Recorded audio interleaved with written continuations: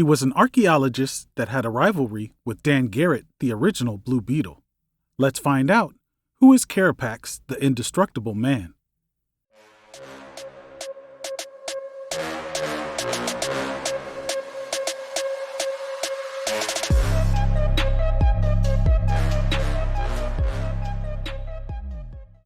Conrad Carapax was an archaeologist who often competed with Daniel Garrett, the original Blue Beetle.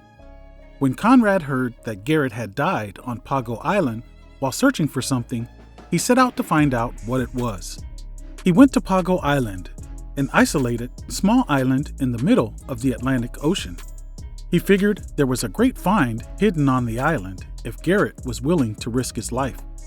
Conrad was determined to find out what Garrett had been searching for. He set himself up on the island with enough supplies to last for weeks. He then scoured the island, looking for signs of something, but only found some wreckage from a boat. Then he happened to hear a faint humming sound, which led him to find a cave entrance that had been covered with debris. He began digging through all the debris, determined to find out what was inside. He eventually uncovered a door, but was unable to get it open, so he used dynamite to blow a hole through the door. He entered, finding the lab of Jarvis Cord.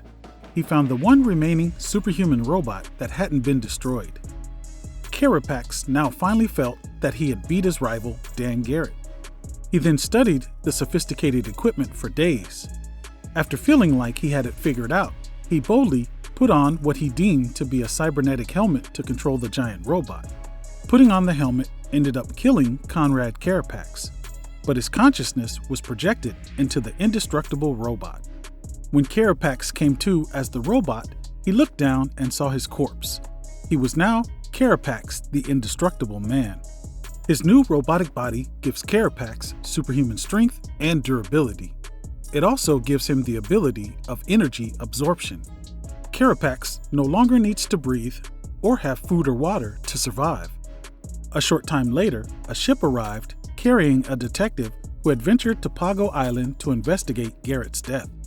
Carapax began killing the crew one by one like it was a game.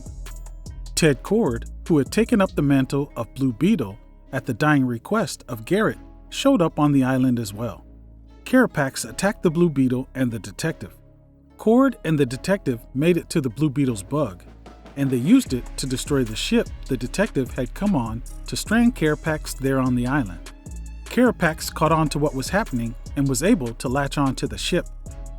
After a short skirmish, the Blue Beetle was able to throw Carapax off the ship and into the ocean. Carapax sunk like a rock, and the Blue Beetle and the detective thought they had seen the last of him. But he wasn't called the Indestructible Man for no reason.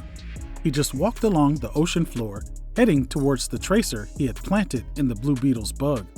The tracer led him straight to the Blue Beetle's secret base. The two battled, and Blue Beetle eventually tricked Carapax into getting onto the bug and then abandoned the bug after setting it to self-destruct, seemingly killing Carapax again. Years later, Carapax re-emerged and was seen fighting Firestorm and Superman. He was defeated and captured. A corporation's lawyers were able to get him out, and in return, he allowed them to study him to make their own version. Years later, he surfaced once again, going after the newest Blue Beetle, Jaime Reyes. Reyes easily defeated Carapax, and he has not been seen since. Carapax is set to make his live-action debut in the upcoming Blue Beetle movie.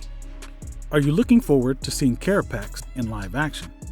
Let me know down in the comments. As always, I appreciate you taking the time out of your busy day to stop by the channel and check out these videos. Please like, share, and subscribe. We'll see you again real soon. Until the next video, I'm out. Peace.